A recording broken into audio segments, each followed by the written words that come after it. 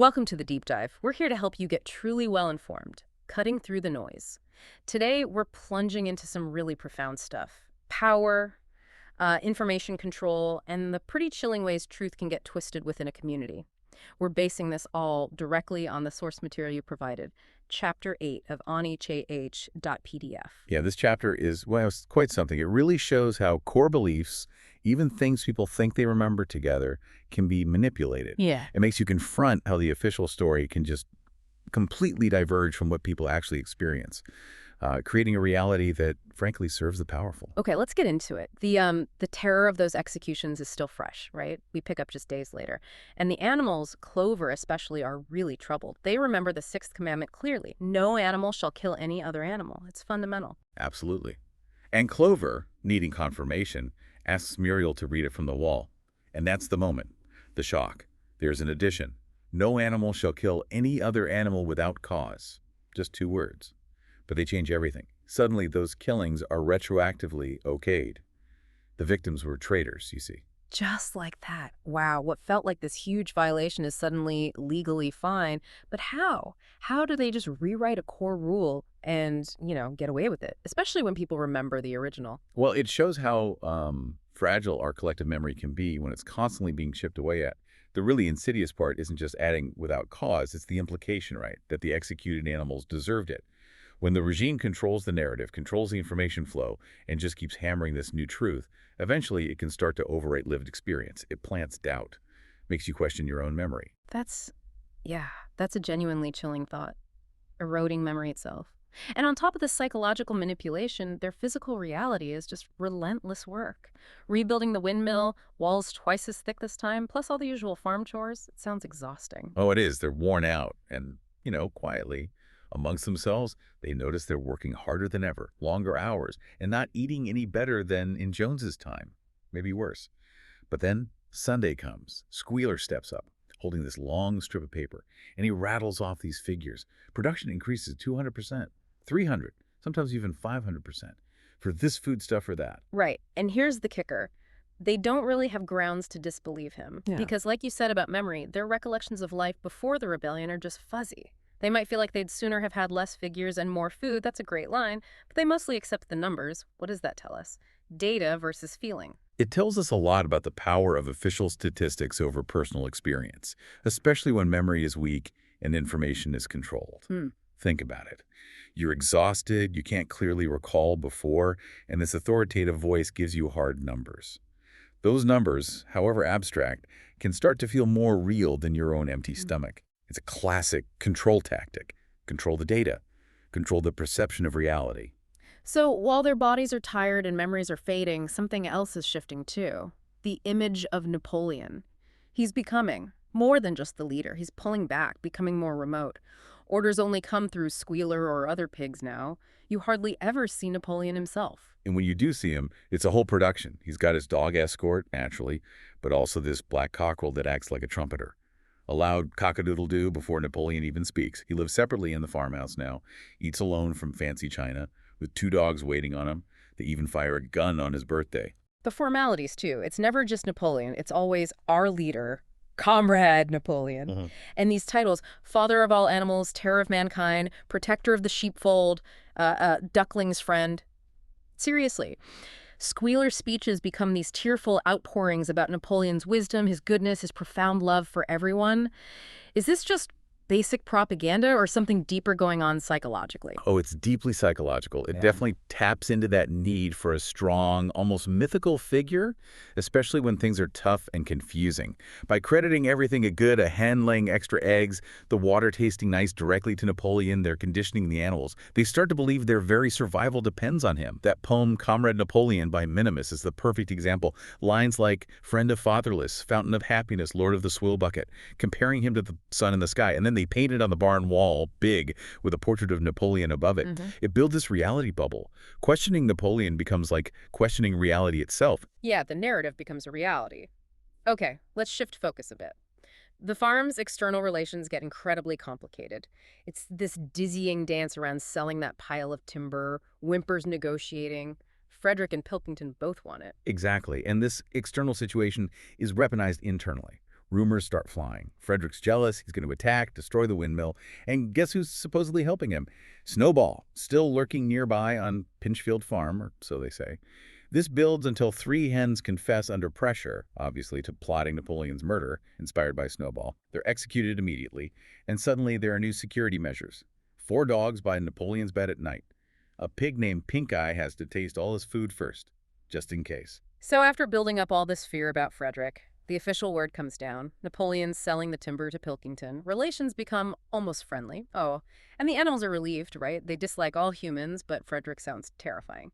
Pilkington seems the lesser evil, but uh-oh, this isn't the end of the story. Not even close.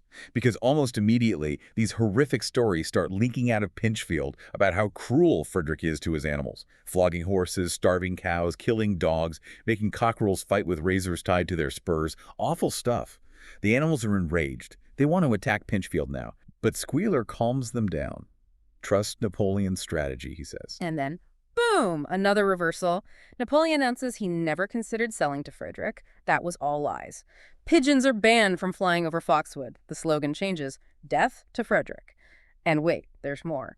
Snowball is now blamed for mixing weed seeds into the harvest. A gander supposedly confessed this in despair before killing himself.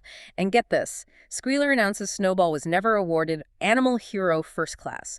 He was actually censured for cowardice in the Battle of the Cowshed. When the animals are confused, saying they remember it differently, Squealer tells them their memories are wrong. It's just breathtaking, the audacity. It really is. This whole sequence is a masterclass in controlling the narrative.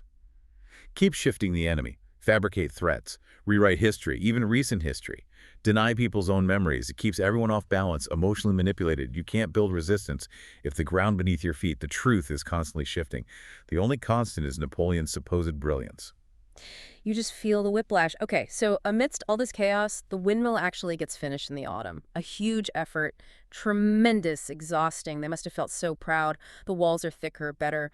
2 years of hard labor finally realized, but the celebration is short-lived. Betrayal comes swift and hard. Devastatingly swift. Just 2 days after completion, Napoleon drops the bombshell. Yeah. He sold the timber to Frederick after all. He'd been in secret agreement the whole time.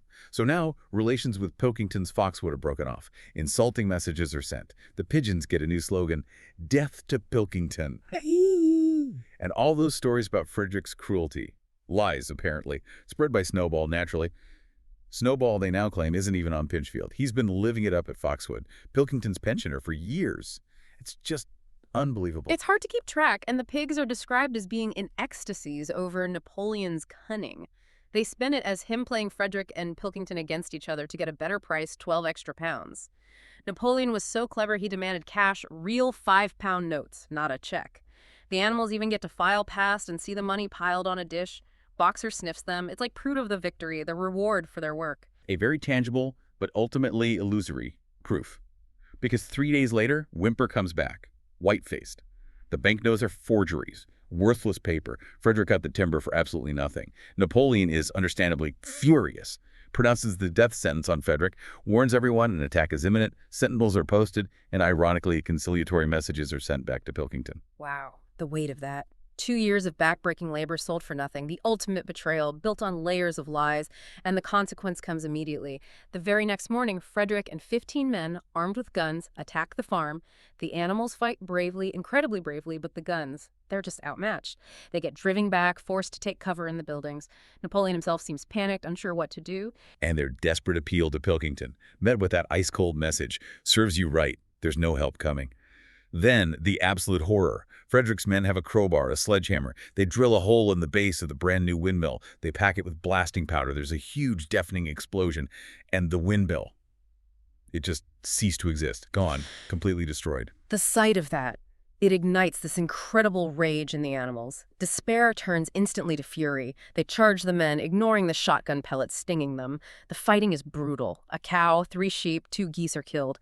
Nearly everyone is wounded. Even Napoleon gets his tail chipped by a pellet. But they inflict damage too.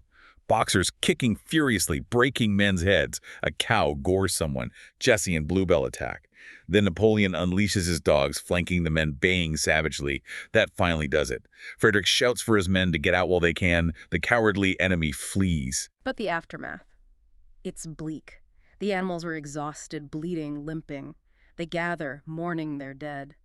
They just stare in silence at the place where the windmill stood, nothing but scattered stones. It's undeniably a catastrophic loss. But that's not the official story, is it? Right. Squealer, who was conspicuously absent during the fighting, comes skipping up, beaming, as the gun starts firing in the distance. Boxer, bless him, is confused. He asks, "What is that gun firing for?" Squealer says, "To celebrate our victory." Boxer says, "What victory?" He looks at the wreckage. "But they have destroyed the windmill, the one we worked on for 2 years." And Squealer's response is pure genius in a horrible way. "What matter? We will build another windmill. We have won back what we had before." Boxer persists. "We have won back what we had before." Squealer insists, "That is our victory." It's just staggering. And somehow, it works. The sight of the green flag flying again, the gun firing 7 times now, Napoleon making a speech congratulating them. Right.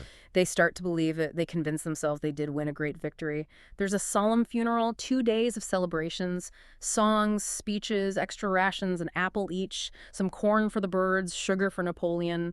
They name it the Battle of the Windmill. Napoleon creates a new medal, the Order of the Green Banner, and awards it to himself.